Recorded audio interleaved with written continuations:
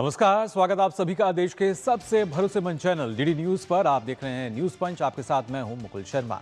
News पंच में सिर्फ खबर नहीं बल्कि खबर की करेंगे पूरी पड़ताल। तथ्य और आंकड़ों के साथ ग्राउंड जीरो पर मौजूद अपनी टीम से भी जानेंगे ताजा जानकारी। और आज जिन खबरों पर हमारी नजर रहेगी, आइए सबसे पहले रुख कर लेते हैं उन खबरों की तरफ। आज खासतौर से सबसे पहले हम बात करेंगे मणिकर्णिका को लेकर। आखिर साजिश या सियासत कहा जाए क्यों नजर आ रही है, इसके पीछे की वजह क्या है और आखिर साजिश क्यों की गई, इसके पीछे का जो असली कारण है वो जानने की कोशिश करेंगे। आखिर ऐसा क्यों हुआ, इसके साथ साथ बात करेंगे मौनी अमावस्या को लेकर। जी हाँ, संगम पर आस्था का जो समंदर आज नजर आ रहा है, किस तरीके से व्यवस्था की गई है इसके लिए भी, और एक मिनी महाकुंभ के रूप में भी इसको नाम दिया जा रहा है, वो भी आपको बताएंगे।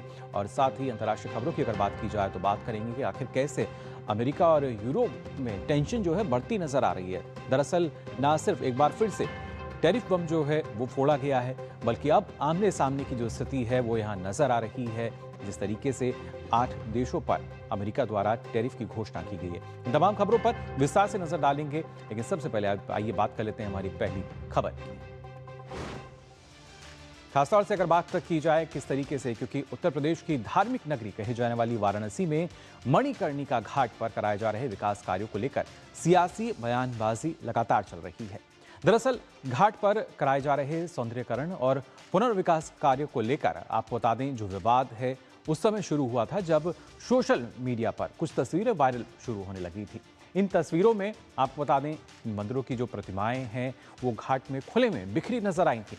और जिन मंदिरों की ये प्रतिमाएं थीं, आपको बता दें, उन मंदिरों का निर्माण अहिल्याबाई होलकर ने कराया था। उसके बाद से लगातार जो प्रशासन है वो हरकत में आया और इन तस्वीरों को AI जनरेटेड बताया गया। साथ ही भ्रामक सूचना फैलाने के लिए कुछ लोगों के खिलाफ मामला भी दर्ज किया गया है। और वहीं इस पूरे मामले में CM योगी आदित्यनाथ भी वाराणसी पहुंचे और जानबूझकर सोशल मीडिया पर अफवाह फैलाने वालों से सख्ती से निपटने की उन्होंने बात भी कही है। जी हाँ, अगर इस पूरे मामले की बात की जाए, किस तरीके से ये मामला गर्माता नजर आया है, सियासत का नाम दिया जाए या साजिश कहा जाए, ये वाकई अपने आप में महत्वपूर्ण यहाँ देखना होगा। वहीं CM योगी आदित्यनाथ ने कहा है कि कुछ लोग काशी की विरासत को बदनाम करने की कोशिश कर रहे हैं और साथ ही उन्होंने कहा कि वे विकास कार्यों पर तरह तरह के भ्रम फैला रहे हैं। सोशल मीडिया पर झूठी तस्वीरें और वीडियो शेयर किए जा रहे हैं। अहिल्याबाई होलकर की टूटी मूर्ति का वीडियो AI से बनाया गया है। ये काशी को बदनाम करने की साजिश है। प्रतिमा पूरी तरह सुरक्षित है और काम पूरा होने पर भव्य रूप में वो और दिखेगी। ऐसी गलत जानकारी फैलाने वालों पर सख्त कार्रवाई होगी। प्रयास हो रहा है, सनातन धर्मावलंबियों की धार्मिक भावनाओं के साथ खिलवाड़ हो रहा है। इनके द्वारा AI जनरेटेड वीडियो बना करके मंदिर को तोड़ने का दुष्प्रचार फैलाया जा रहा है, जबकि हर व्यक्ति जानता है कि मणिकर्णिका में जो मंदिर हैं वे वहां पर वैसे मौजूद हैं। वे सभी इस प्रोजेक्ट के संरक्षण के पार्ट बनेंगे। तो आपने सुना मुख्यमंत्री योगी आदित्यनाथ का ये बयान। उन्होंने कहा कि प्रतिमाएं पूरी तरह सुरक्षित हैं, लेकिन इस तरह का विवाद जो है वो आखिर क्यों शुरू हुआ, इस विवाद का कारण क्या है, ये आपको हम पहले समझाने की कोशिश यहाँ पर करते हैं। आखिर किस तरीके से जो विवाद है शुरू हुआ। दरअसल अहिल्याबाई होलकर की प्रतिमा को लेकर ये पूरा जो विवाद है यहाँ शुरू हुआ। इसी को लेकर जो सियासत है वो गर्माती हुई नजर आई। इसके साथ साथ आपको बता दें, सौंदर्यीकरण और पुनर्विकास का जो काम है, जो कार्य है, वो यहाँ चल रहा था। लेकिन इस दौरान सोशल मीडिया पर कुछ तस्वीरें जो हैं वो वायरल होती हैं। जी हाँ, उन प्रतिमाओं की जो तस्वीरें हैं वो वायरल होती हैं और तस्वीरों में प्रतिमाएं खुले में बिखरी नजर आईं। यानी आप जिस तरीके से वो तस्वीर वायरल हुई, हमने देखा कैसे वो नजर आए और उसी पर विपक्ष ने तस्वीरें सोशल मीडिया पर फैलाई। जिस तरीके से जो अब बातें निकलकर सामने आ रही हैं, जिस तरीके से उनको वायरल किया गया। लेकिन प्रशासन की अगर बात की जाए तो प्रशासन ने तस्वीरों को फिलहाल भ्रामक बताया है। सीधे तौर पर उनको बताया है कि जो AI जनरेटेड है ये, और साथ ही जो वीडियो है उसको भी AI से बनाया गया बताया गया है। तो ये अगर देखा जाए किस तरीके से जो विवाद का कारण बना, यानी कुछ तस्वीरें जो हैं वो AI के जरिए बनाई गई, जो वीडियो बनाया गया, जबकि वहां पर सौंदर्यीकरण का काम चल रहा था, पुनर्विकास का काम चल रहा है, लेकिन भ्रम फैलाया गया। किसने फैलाया वो भी आपको हम बताएंगे। लेकिन जब इस तरह की जो पूरी सच्चाई सामने आई, क्या कुछ वहां पर प्रशासन ने किया है, किस तरीके से एक्शन लिया है। तो आपको बता दें, यहाँ पर AI जनरेटेड तस्वीरें और भ्रामक सूचना पर एक्शन लेता हुआ प्रशासन नजर आया है। 8 व्यक्तियों पर रीट्वीट करने वालों पर कार्रवाई की गई है। साथ ही जो आपत्तिजनक टिप्पणी की गई है उन पर भी यहाँ पर एक्शन लिया गया है। और खासतौर से भारतीय न्याय संहिता की धारा 196, 298, 299 और 353 के तहत उन पर मामला दर्ज किया गया। यानी एक एक्शन जो है वो एकदम से नजर आया है प्रशासन का, जिस तरीके से जो भ्रामक जानकारी है वो फैलाई गई और खासतौर से उसको वायरल किया गया। और एक अलग तरह का अगर देखा जाए, एक हम कह सकते हैं कि यहाँ उसको भुनाने की कोशिश की जा रही थी। ना सिर्फ साजिश उसके पीछे नजर आ रही थी, बल्कि सियासी गलियारों तक उसको पहुंचाया गया। उसको हमने देखा किस तरीके से वायरल किया गया। लेकिन यहाँ पर जो सवाल निकल कर आता है वो यही कि आखिर इसके पीछे की मंशा क्या थी, क्यों इस तरह की जो हरकत है वो की गई। फिलहाल हमारे साथ आपको बता दें, हमारे संवाददाता हरकेश बहादुर सिंह गौतम जुड़ चुके हैं फोन लाइन पे। हरकेश, जानना चाहेंगे आपसे, जिस तरीके से पूरा मामला सामने आया है, तस्वीरें AI जनरेटेड वायरल की जाती हैं और उसके बाद जो आरोप लगाए जाते हैं, क्या माना जाए अब किस तरीके से फिलहाल जो प्रशासन है वो कार्रवाई कर रहा है? देखिए मुकुल, आपने खुद ही बताया कि 8 लोगों के खिलाफ जो है BNS के धाराओं के अंतर्गत का FIR दर्ज की गई है। और कल मुख्यमंत्री स्वयं प्रेस कॉन्फ्रेंस की है यहाँ सर्किट हाउस में। उन्होंने बताया कि किस तरह से ये जो फैब्रिकेटेड वीडियोस चलाए जा रहे हैं और जो मंशा है ये विपक्ष की, वो किस तरह से जो विकास कार्य चल रहे हैं उनको बार बार बदनाम करने की, बाधित करने की ये कोशिश है। मुकुल, एक जो आम आदमी जो काशी में रहता है वो इससे वाकिफ है कि किस तरह के विकास कार्य हो रहे हैं।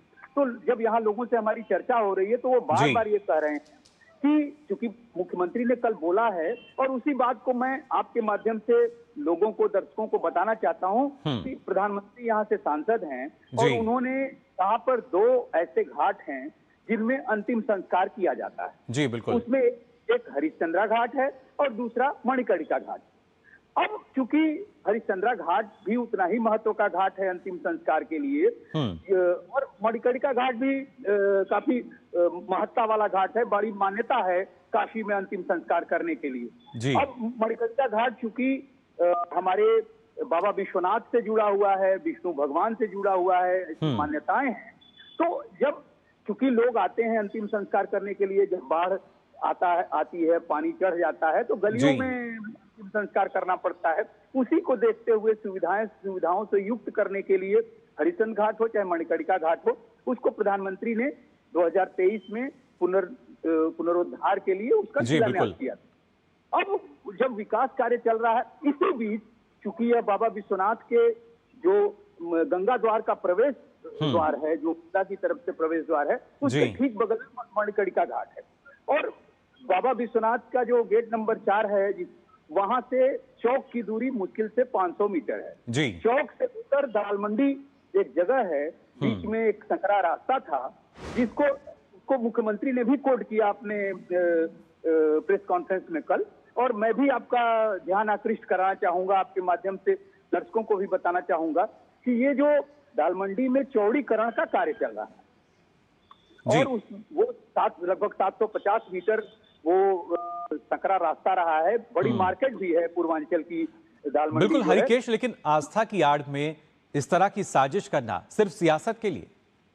जी, अब मैं यही आपको बताना चाह रहा हूं कि दाल मंडी में जो विकास कार्य चल रहा है, और वो विकास कार्य चूंकि चौड़ीकरण का है, उसमें ढेर सारे जो दुकान है, मकान है, वो आ रहे हैं। उनका जो प्रशासन है, उत्तर प्रदेश सरकार है, वो उनका मुआवजा देके उसको तोड़ने का कार्य शुरू कर चुकी है। अब चूंकि विपक्ष को ये लगता है कि वो जो वहां पे लोग रहते हैं, जो विशेष संप्रदाय के हैं, एक वर्ग के हैं, तो अब उनके लिए तो वो कुछ ऐसा कर नहीं पा रहे हैं कि हम उनके लिए खड़े हो जाएं और वो हमारा जो वोट है। तो अब उन लोगों ने जो आप जिस आस्था की बात कर रहे हैं, जो अंतिम संस्कार होता है वो क्योंकि हिंदुओं का होता है, अब उन लोगों ने मणिकर्णिका की तरफ मूव किया। और जो आप बता रहे हैं कि इस तरह के वीडियोस चलाए गए AI जनरेटेड थे, तो ये आप समझ सकते हैं कि इसमें राजनीति प्रवेश कर चुकी है। और इसी वजह से ये जो पूरा मामला सामने आया है, और सरकार ने भी या प्रशासन ने भी एक एक्शन लिया लोगों के खिलाफ एफआईआर दर्ज की गई है और अभी ये जांच का विषय है कि जो एआई जनरेटेड वीडियोज हैं वो चेक होंगे और देखे जाएंगे। तो ये जो पूरा मामला है आप कह सकते हैं, देखिए 2 घाट हैं, हरिश्चंद्रा घाट भी है, मणिकर्णिका घाट भी है, लेकिन हरिश्चंद्रा घाट के बारे में कोई भी आवाज नहीं उठा रहा है। विकास कार्य तो वहां भी चल रहा है, सशक्तिकरण वहां भी हो रहा है, लेकिन वहां के बारे में नहीं उठाया जा रहा है, क्योंकि बाबा विश्वनाथ के मंदिर के ठीक बगल में ये मणिकर्णिका घाट है। मणिकर्णिका घाट का अपना महत्ता भी है, अपने बिल्कुल। मैं आपको ये हरिकेश, अगर देखा जाए तो सियासी स्वार्थ के लिए इस तरह से धार्मिक भावनाओं को भड़काने का प्रयास किया गया, भ्रामक जानकारी फैलाकर, और अब जो सच्चाई है वो सबके सामने, आखिर इसके पीछे की वजह क्या थी। फिलहाल बहुत बहुत शुक्रिया आपका हमारे साथ जुड़ने के लिए। हमारे संवाददाता बता रहे थे आखिर क्या सच्चाई है मणिकर्णिका को लेकर, जिस तरीके से विवाद और वायरल तस्वीरें जो सामने आई। फिलहाल न्यूज पंच में हम यहाँ रुकने का, यहाँ छोटे से ब्रेक के लिए जल्द हाजिर होते हैं।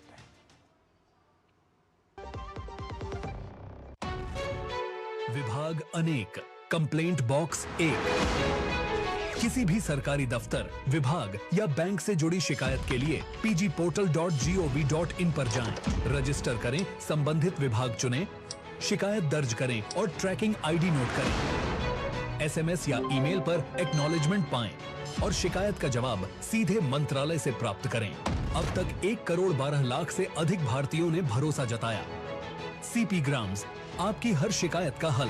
अभी शिकायत दर्ज करें pgportal.gov.in। जब धरती चीर कर निकलता है लोहे का पत्थर और मिलता है मोंगिया के जोश से, फिर तपता है, पिघलता है और बनता है फौलाद। अब होता है सरिया सारी खूबियों के साथ। मोंगिया स्टील, मजबूत देश का मजबूत सरिया। कुछ पल नहीं दिशा दिखाए, मंजिल नहीं फिर दूर, जब कुछ पल साथ बिता। तुम्हारे साथ बिताए हुए पल मेरे साथ रहेंगे जिंदगी भर। LIC से मिले बीमे की रकम ने ही मेरे नए काम की शुरुआत को मुमकिन बनाया। कुछ पल का साथ बन जाता है जिंदगी भर का साथ। LIC, हर पल आपके साथ। टिंग टिंग, आपके लिए एक फेस्टिवल ऑफर है। QR कोड स्कैन करो, UPI पिन डालो और 10,000 रुपए आपके बैंक अकाउंट में। पिन डालूंगा तो पैसा खट से आएगा नहीं, झट से कट जाएगा। मैं मूर्ख नहीं हूँ। तालियां। UPI कहता है UPI पिन पैसे भेजने के लिए होता है, पाने के लिए नहीं। इस बात को याद रखें और कहें मैं मूर्ख नहीं।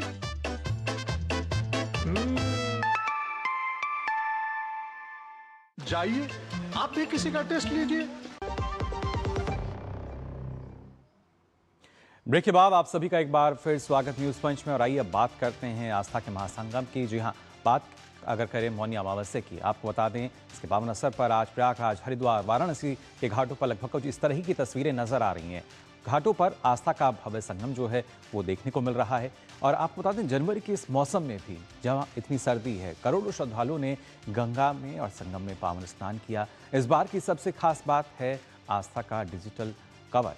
जी हाँ, जहाँ पहली बार AI आधारित क्राउड कंट्रोल सिस्टम के जरिए इतनी विशाल भीड़ को सुरक्षित और व्यवस्थित रखा गया है। हालांकि महाकुंभ में भी हमने देखा था किस तरीके से जो व्यवस्था है वो दुरुस्त हुई थी, तकनीक का उपयोग किया गया था। लेकिन यहाँ भी अगर बात की जाए तो यहाँ भी जैसा कि हम देख पा रहे हैं, बड़ी तादाद में, बड़ी संख्या में जो श्रद्धालु हैं वो इन पवित्र नदियों में अलग अलग जगह स्नान करने के लिए पहुँच रहे हैं और वहाँ पर व्यवस्थित ढंग से वो आज मौनी अमावस्या के दिन स्नान भी कर पा रहे हैं। किस तरीके की जो तस्वीरें हैं वो सामने आ रही हैं अलग अलग जगहों की, उनकी अगर बात की जाए तो आपको बता दें आस्था का सर अब जो है वो नज़र आया। हरिद्वार, वाराणसी, प्रयागराज की अगर बात की जाए, भव्य संगम यहाँ देखने को मिला।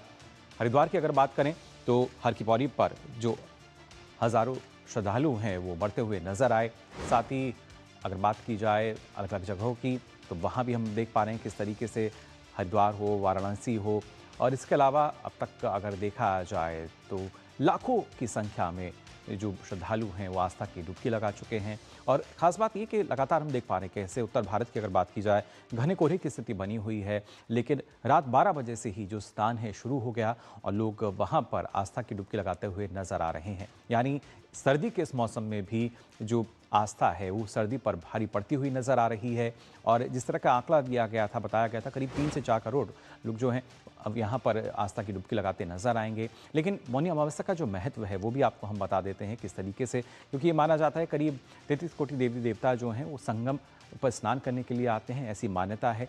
और उसी वजह से लगातार हम देख पाते हैं किस तरीके से जो लोग हैं वो स्नान करने के लिए पहुंचते हैं। पवित्र स्नान करते समय आपको बता दें यहाँ पर ना सिर्फ जो आराध्य हैं उनका ध्यान किया जाता है, बल्कि मौन व्रत की जो परंपरा है वो भी हमें देखने को मिलती है। साथ ही गंगा स्नान के बाद पूर्वजों की शांति और कल्याण की प्रार्थना भी की जाती है और व्रत रखकर अपनी क्षमता के अनुसार जो दान करना है वो शुभ भी माना जाता है। यानी सब अपनी इच्छा अनुसार जो है दान पुण्य भी करते हैं। साथ ही माघ मेले का तीसरा और सबसे बड़ा मुख्य स्नान जो पर्व है वो मौनी अमावस्या का है। और आज उसी वजह से हमने देखा किस तरीके से ना सिर्फ जो श्रद्धालु हैं वो उमड़ते हुए नजर आ रहे हैं। प्रयागराज की अगर बात करें तो आपको बता दें करीब 4 करोड़ लोगों ने संगम में यहाँ पवित्र स्नान किया है। माघ मेला यहाँ पर चल रहा है।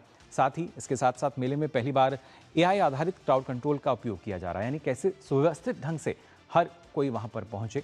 हजारों पुलिसकर्मियों ने आपको बता दें सुरक्षा का भेद जो किला है उसका निर्माण कर रखा है। पूरी तरीके से व्यवस्था चाक चौबंद है। वहीं फेशियल रिकॉग्निशन कैमरों से संदिग्धों पर पैनी नज़र भी रखी जा रही है, यानी पहचान की जा रही है। कोई भी वहाँ पर इस तरह की स्थिति हमें देखने को ना मिले। NDRF SDRF की अगर बात की जाए तो उनकी टीमें लगातार घाट पे मुस्तैद हैं। गोताखोर जो हैं वो मुस्तैद हैं और बिना किसी दिक्कत के लाखों लोग जो हैं वो अभी तक यहाँ पर हम देख चुके हैं, आस्था की डुबकी लगा चुके हैं। और किस तरीके से लगातार लोग पहुँच रहे हैं इस पर और जानकारी लेते हैं। हमारे संवाददाता प्रयागराज से विकास सिंह जुड़ चुके हैं। विकास से जानना चाहेंगे आपसे, जिस तरीके से बताया गया था करीब 3 से 4 करोड़ लोग जो हैं श्रद्धालु जो हैं वो स्नान करने के लिए पहुँचेंगे, कैसे सुव्यवस्थित ढंग से रात 12 बजे से ही जो स्नान है हम देख पा रहे हैं तस्वीरों में शुरू हो चुका है और भारी संख्या जो है वो श्रद्धालुओं की देखने को मिल रही है। जी बिल्कुल, भारी संख्या श्रद्धालुओं की देखने को मिल रही है और सुबह 8 बजे तक का जो आंकड़ा है 1 करोड़ 3 लाख श्रद्धालुओं ने सुबह 8 बजे तक स्नान कर लिया था और लगातार यह सिलसिला जारी है और ये दिन भर अभी जारी रहेगा। हम बात करते हैं लेकिन तस्वीरें सीधी दिखाते हैं अपने दर्शकों को।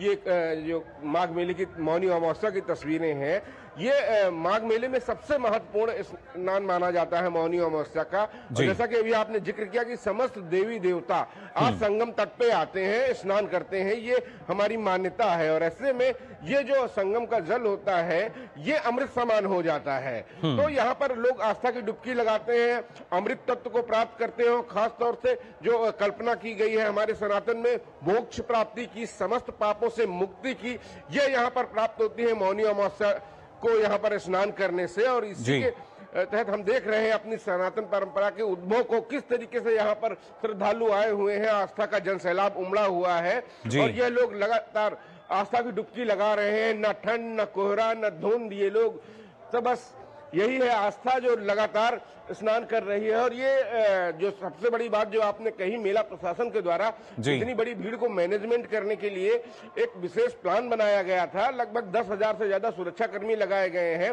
घाटों पर साफ सफाई के लिए स्वच्छता कर्मी लगाए गए हुए हैं। किसी प्रकार की कोई दिक्कत या असुविधा का सामना न करना पड़े उसके लिए पुलिस को व्यवहार के लिए स्पेशल ट्रेनिंग दी गई है कि हर व्यक्ति जो यहाँ आ रहा है आस्था के रंग में डूबा हुआ, वो यहाँ पर एक अच्छे व्यवहार से भी परिचित हो। क्योंकि यहाँ पर खास तौर से जो दूर दूर से श्रद्धालु आए हुए हैं उनके लिए यहाँ पर तमाम सारे आश्रमों में साधु संत यहाँ पर पहले से हैं, कल्पवासी यहाँ पहले से हैं। तमाम सारे भंडारे भी चल रहे हैं। यहाँ पर लोग भंडारे में खाना चाहें, फूड कोर्ट भी बनाए गए हैं। यहाँ पर लगातार CCTV कैमरों के द्वारा हर घाट पर तकरीबन 3.5 किलोमीटर के घाट आज के लिए तैयार किए गए हैं। उन सभी जगहों पर नजर रखी जा रही है। जल पुलिस की टीम लगाई गई है, गोताखोर की टीम लगाई गई है यहाँ पर। और सबसे बड़ी बात यह है कि कोई असुविधा का सामना न करना पड़े। ऐसे में हर जो सुरक्षा कर्मी है लोगों को मददगार के रूप में खड़ा हुआ है हर जगह पर, उसको समझा रहा है कि किसी जगह भीड़ एकत्रित ना होने दें। एक तरफ से आपका डाइवर्जन प्लान है, एक तरफ से आप घाट की तरफ आए, स्नान करें, वहाँ चेंजिंग रूम बनाए गए हैं, साफ सफाई की व्यवस्था है, घाटों की साफ सफाई लगातार चल रही है। और इसके बाद यहाँ पर स्नान करने के बाद, दान पुण्य करने के बाद संकल्प लेने के बाद यहाँ से वो निकल जाएं, इसके बाद अपने गंतव्य की ओर एक सुनहरी यादें लेकर जाएं। क्योंकि इस बार प्रयागराज महाकुंभ जो हुआ था 2025 में 66 करोड़ लोग उसमें आए थे यहाँ पर। इस बार इस माघ मेले 2026 को मिनी कुंभ के तौर पे देखा जा रहा है। 800 हेक्टेयर में इस बार माघ मेले को बसाया गया है, जिसमें 7 सेक्टर बनाए गए। इस बार एक सेक्टर की भी बढ़ोतरी की गई है, क्योंकि यहाँ पर कल्पवासी साधु सन्यासी लोग आते हैं, पूरे 1 माह तक यहाँ रहते हैं। पौष पूर्णिमा से लेकर माघ पूर्णिमा तक कल्पवासी यहाँ रहते हैं। 2 टाइम स्नान करते हैं, 1 टाइम भोजन करते हैं और भक्ति रस में डूबे रहते हैं। बिल्कुल विकास, उसी भक्ति रस की जो तस्वीरें हैं लगातार चला करते हैं, हम देख पा रहे हैं और अपने दर्शकों को भी दिखा रहे हैं। फिलहाल आपका बहुत बहुत शुक्रिया हमारे साथ जुड़ने के लिए। और आइए अब आगे बढ़ते हैं, न्यूज़ पंच में बात कर लेते हैं अमेरिका और यूरोप को लेकर। जी हाँ, अगर देखा जाए तो कहीं ना कहीं आमने सामने अब नजर आ रहे हैं। उसके साथ साथ टैरिफ बम जो है वो 8 देशों पर भी गिरता हुआ नजर आया और उसके साथ साथ घोषणा भी की गई कि ये सिर्फ 10% का टैरिफ नहीं होगा, बल्कि इसमें इजाफा भी होगा, 25% भी ये होगा। कब होगा, कैसे होगा, ये विस्तार से आपके साथ हम जानकारी साझा करेंगे। लेकिन ग्रीनलैंड को लेकर जिस तरीके से एक तनातनी नजर आ रही है अमेरिका और यूरोप की अगर बात की जाए तो फिलहाल अब आमने सामने है ये देश। और लगातार हमने देखा था पिछले दिनों किस तरीके से लगातार यूरोपीय देश जो हैं वो ग्रीनलैंड को समर्थन दे रहे थे और उसी को लेकर कहीं ना कहीं अमेरिका जो है उसकी नाराज़गी देखने को मिली थी। फ्रांस और ब्रिटेन खुलकर सामने आ चुके हैं ग्रीनलैंड के समर्थन में। और अब जिस तरीके से जो स्थिति सामने आई है उसको लेकर आपको बता दें यूरोपीय संघ ने आज इमरजेंसी एक बैठक भी बुलाई है, आपातकालीन बैठक। आपको बता दें डेनमार्क साम्राज्य का हिस्सा है ग्रीनलैंड, जिसको लेकर जो पूरी एक तनातनी की स्थिति है, तकरार जो है वो होती हुई नजर आ रही है। लेकिन ग्रीनलैंड अभ्यास की अगर बात की जाए तो उसमें फ्रांस भाग लेता हुआ नजर आएगा। साथ ही कहा गया है कि राष्ट्रों की संप्रभुता जो है वो हमारी प्रतिबद्धता है। जिस तरीके से यूरोपीय संघ जो है वो हमें एक साथ नज़र आता है। इसके अलावा अगर बात की जाए, क्योंकि ना सिर्फ जो स्थिति सामने आ रही है बल्कि यहाँ पर ट्रंप की जो टैरिफ धमकी है उसकी भी अगर बात की जाए, उन्होंने कहा है कि ग्रीनलैंड समझौते पर ट्रंप ने यूरोप को चेतावनी सीधे तौर पर दी है। आपको बता दें ट्रंप की तरफ से यूरोप के 8 देशों पर 10% का जो टैरिफ है वो लगाया गया और ये टैरिफ जो है वो 1 फरवरी से लागू होगा। 10% का जो टैरिफ है वो 1 फरवरी से, और साथ ही ये कहा गया है कि अगर स्थिति और बिगड़ती है तो 1 जून से 25% टैरिफ लगाने की जो धमकी है वो भी दी जा चुकी है। उसी वजह से हम देख पा रहे हैं किस तरीके से यूरोपीय संघ के जो देश हैं वो उसमें हलचल नज़र आ रही है। लेकिन अलग अलग जो 8 देश हैं वो कौन कौन से हैं जिन पर जो टैरिफ की मार है पड़ती हुई नजर आएगी, यानी उनका सामान जब अमेरिका पहुंचेगा तो उन पर देखिए उसमें डेनमार्क शामिल है, नॉर्वे, स्वीडन, इसके अलावा फ्रांस, जर्मनी, नीदरलैंड, ये इसमें शामिल हैं। और इसके अलावा भी अगर हम बात करते हैं ना सिर्फ ब्रिटेन की, और उसके अलावा फिनलैंड भी, जहाँ पर ये 10% का जो टैरिफ है वो अब चुकाना होगा 1 फरवरी से। 8 ये देश जिन पर 10% का टैरिफ जो है वो लगाया गया है, और साथ ही साथ ये बात कही गई है कि ये 25% भी होगा। यानी अंदाज़ा आप लगा सकते हैं किस तरीके से एक ना सिर्फ धमकी जो है वो 25% की यहाँ दी गई है, बल्कि विश्व स्तर पर अगर देखा जाए तो कहीं ना कहीं स्थिति जो है डामाडोल नज़र आ रही है। और इन वैश्विक परिस्थितियों में किस तरीके से और बेहतर समाधान जो है वो निकलता नजर आएगा, देखेंगे। फिलहाल इस पर और जानकारी के लिए रुक कर लेते हैं हमारे संवाददाता दीपक रावत का, जो हमारे साथ जुड़ चुके हैं। दीपक, जानना चाहेंगे आपसे, क्योंकि एक बार फिर से जो टैरिफ बम है वो यहाँ फूटता नजर आ रहा है और इस बार यूरोप के 8 देश इसकी चपेट में। आज देखिए लगातार ग्रीनलैंड को लेकर जिस तरीके से नाटो देशों के बीच में दरार नजर आ रही थी, वो दरार अब ट्रंप ने खाई में तब्दील कर दी है। सीधे तौर पर ट्रंप ने अपना जो सबसे बड़ा हथियार वो मानते हैं टैरिफ का, उसको इम्पोज करने की बात उन्होंने कह दी है और सीधे तौर पर धमकी दे दी उन देशों को जो देश सीधे तौर पर ग्रीनलैंड के समर्थन में वहां पर अपनी सेनाओं को भेज रहे हैं, जिसमें चाहे अगर फ्रांस की बात करें, ब्रिटेन की बात करें, जर्मनी की बात करें। और जिस तरीके से बात उन्होंने कही है उसमें सीधे तौर पर यह कहा गया है कि अभी तो 10% कर रहे हैं, लेकिन अगर समझौता नहीं हुआ ग्रीनलैंड को लेकर, यूरोपीय देशों ने वहां पर अपनी मदद पहुंचानी जारी रखी और ये अगर अमेरिका के हित के खिलाफ नजर आया तो वो टैक्स बढ़ाएंगे, यानी कि जून में उसको 25 कर देंगे। और उन्होंने यहां तक कहा है कि इसे और भी बढ़ाया जा सकता है अगर समझौता नहीं हो पाता है ग्रीनलैंड के मुद्दे पर। तो सीधी धमकी उन्होंने दी है। हालांकि अगर यूरोपियन देशों की बात करें जो कि ग्रीनलैंड के समर्थन में इस वक्त मौजूद हैं, वो फिलहाल इस टैरिफ धमकी से डर नहीं रहे हैं। उनका सीधे तौर पर अमेरिका को यह जवाब आया है, चाहे वो ब्रिटेन की बात करें या फ्रांस की बात करें, उनका यह कहना है कि इस तरीके की बात करना, इस तरीके की टैरिफ बढ़ाने की बात करना बेहद गलत है। एक तो पहले से ग्रीनलैंड के खिलाफ जिस तरह की कार्रवाई की बात अमेरिका कर रहा है वो अनुचित है, और अब इस तरीके की टैरिफ बढ़ाने की बात जो कर रहा है इंपोर्ट टैरिफ, वो भी बात गलत है। दीपक, क्या इसको ऐसे भी देख सकते हैं कि जो यूरोपीय संघ है, यूरोपीय देशों उसमें फूट डालने का प्रयास इसके तहत माना जाए?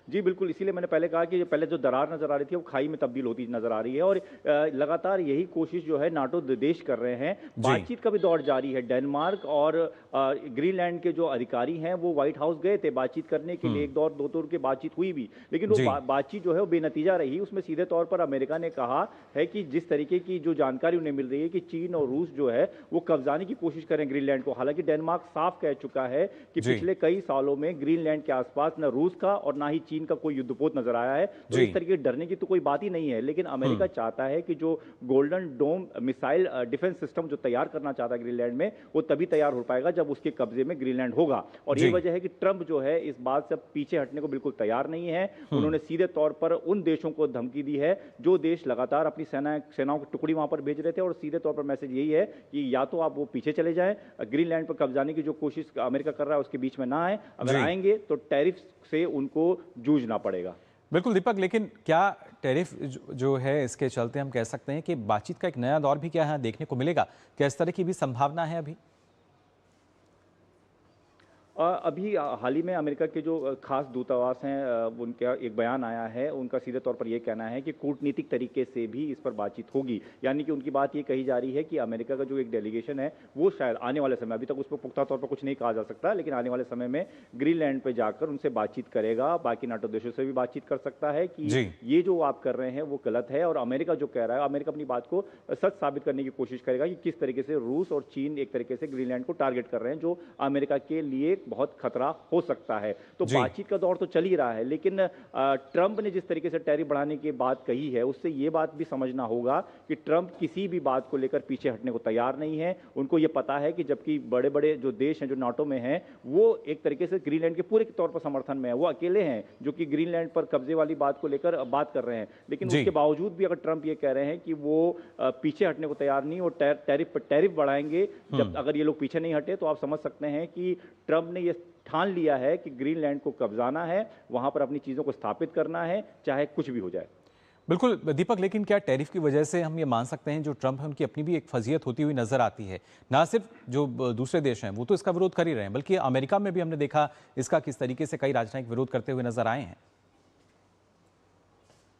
जी देखिए, ये पहली बार तो नहीं है कि ट्रंप लगातार टैरिफ बढ़ाने की बात कर रहे हैं। कई देशों पे पहले भी वो टैरिफ बढ़ा चुके हैं, लेकिन ट्रंप ने खुद अपने बयान में कई बार कहा है कि उनका एक सबसे बड़ा हथियार है वो है टैरिफ। अगर वो जो देश उनके हितों के खिलाफ जाते हैं, जो उनकी बातों में नहीं आते हैं, उनकी बातों को नहीं समझते हैं, तो वो उस हथियार का इस्तेमाल उन देशों के खिलाफ करते हैं। और उनका ये भी मानना है, उन्होंने ये भी अपने बयान में कई बार कहा है कि इससे उन्हें फायदा भी हुआ है। कई देश जो कि उनकी बातों को नहीं समझ रहे थे, जब उनको टैरिफ बढ़ाया गया तो उनको ये समझ में आया कि अमेरिका से हटकर हम कोई काम नहीं कर सकते, उनकी अर्थव्यवस्था पर असर पड़ता है, उनके व्यापार पर असर पड़ता है। ये वजह है कि ट्रंप को ये लगता है कि ये जो टैरिफ बम है इसके इस्तेमाल से वो आगे भी अपनी चीज़ों को बेहतर कर सकते हैं। और यही वजह है कि उन्होंने अपने सबसे बड़े हथियार का इस्तेमाल अब ग्रीनलैंड के खिलाफ भी इस्तेमाल कर दिया है। तमाम देशों को ये संदेश दे दिया है कि या तो आप हमारी बात सुनिए, हमारी बातों को समझिए, नहीं तो इस टैरिफ बम को झेलिए। जी बिल्कुल, और साथ ही कहीं ना कहीं क्योंकि जब पूरा मामला जो है ग्रीनलैंड के इर्द गिर्द हमें नज़र आता है, ग्रीनलैंड के समर्थन में हमने देखा, ना सिर्फ अलग अलग देशों की बात की जाए बल्कि जो आम जन है उनकी भी अगर स्थिति की बात करें तो अमेरिका में भी हमने देखा था किस तरीके से ट्रंप के इस बयान का विरोध होता हुआ नजर आया था। जी बिल्कुल, देखिए ग्रीनलैंड में इसको लेकर प्रदर्शन भी होने शुरू हुए हैं। ग्रीनलैंड में अभी ग्रीनलैंड की राजधानी नूक में प्रदर्शन हुआ जिसमें लोगों ने ये कहा कि ग्रीनलैंड बिकाऊ नहीं है। सीधे तौर पर जो पैम्पलेट उन्होंने उठाए कि ग्रीनलैंड पर किसी तरह से अमेरिका का कब्जा बेहद गलत बात है, ट्रंप जो कह रहे हैं, जो करने की कोशिश कर रहे हैं वो सरासर बेहद गलत है। और यही वजह है कि तमाम जो देश है एक तरीके से ग्रीनलैंड के समर्थन में भी आ रहे हैं। वो देश जो कि अमेरिका के अच्छे मित्र रहे हैं वो भी ये बात अमेरिका को समझा रहे हैं कि आप जो करने की कोशिश कर रहे हैं ग्रीनलैंड पर वो गलत कर रहे हैं। बहुत छोटा सा देश है, है, ऐसा द्वीप है जहां पर हमेशा से शांति रही है। इस बात की भी कई देशों ने एक तरीके से जिरह की है। और सीधे तौर पर जब ग्रीनलैंड जो कि डेनमार्क जो कि ग्रीनलैंड की सेना को देखता है, उनकी विदेश नीति को देखता है, डेनमार्क खुद ये क्लेम कर चुका है। और खुद डेनमार्क के अधिकारियों ने जब व्हाइट हाउस में वो पहुंचे थे अधिकारियों से बातचीत करने के लिए, उसमें उन्होंने कहा था कि पिछले कई सालों में इस तरह की कोई गतिविधि जो है ग्रीनलैंड के आसपास नहीं नजर आई है। किस तरह का कोई युद्धपोत, कोई मिसाइल, किसी तरीके की कोई चीज जो है वो रूस और चीन की वहां पर